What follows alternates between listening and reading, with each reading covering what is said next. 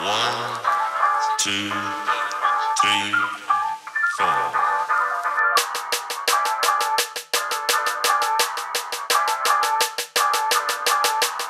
Isa sa pinakabagong helmet brands na unti-unting sumisikat sa bansa natin ngayon nang dahil sa abot kaya ng halaga at relative quality ay ang Mukem helmets.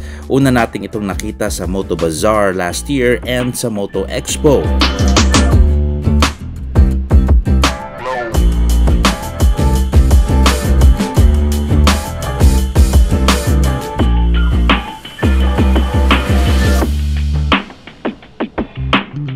Ang bago ng Mukem ay yung half-face nilang helmet na ang tawag nila ay yung Blaster.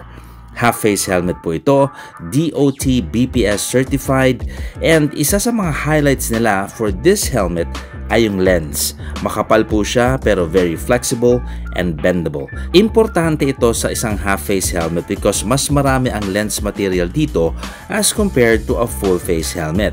So dapat matibay siya, makapal, pero hindi nagsha-shatter or basagin. We don't want that. And at the same time, hindi ito dapat nakakaduling kasi may mga ibang lenses dyan na para siyang may wave, iba yung kapal dito, mas manipis isang parte. So pag tinignan mo, para kang may grado, nakakahilo. Yung lente sa Mukem Blaster, hindi ganyan. So far, sa paggamit ko, klaro naman at hindi distorted ang lente. Dahil nagsasalamin ako, sensitibo ako sa ganyan.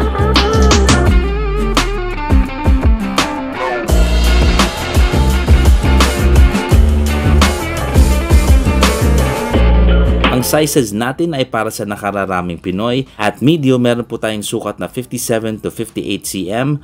Para sa large, 59 to 60 cm. And XL yung gamit ko at 61 to 62 cm. Timbang nito napakagaang at 1.22 kg. So pang buong araw na gamitan nito. Hindi basta-basta mangangawat ang leeg mo. Malilesen yung rider fatigue. Meron tayong quick release retention system. Yung padding sa loob ay okay naman yung quality at hindi mulmulin. Okay naman yung stitching, and although hindi siya kasing tahimik ng isang full face na helmet dahil half face nga siya, mas maraming hangin na pumapasok, cup naman yung tenga ko at snug yung fit sa ulo ko. Marami siyang kulay at options, and dito under the mono colors na glossy, meron tayong black, white, etong gray na hawak natin, silver, mocha na sa mata ko parang okay din, and red. Para sa mahilig sa graphics, meron silang Blaster Cyclone with 6 different colors. And the Blaster Dash naman, meron tayong 4 na design colorways. Sa presyohan, eto na. Nasa 2,450 lang tayo sa mono colors at 2,550 naman para sa Cyclone and Dash. 100 pesos lang ang difference nila. Overall, sobrang sulit ang helmet na ito at napaka real world. Ang presyo ay para sa lahat at hindi basta-basta. Doon sa quality, may laban din. And now, syempre, it is giveaway time! Like and share this video with the hashtags MukemHelmets. And Makina Moto Bazaar and Test Ride Consortium October 18 and 19 Bridgetown Destinations Pasig, I love you.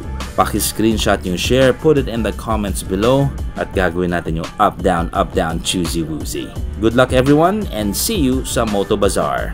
Sir Sak po for Makina Stuff. Mukem Helmets Blaster. Ciao.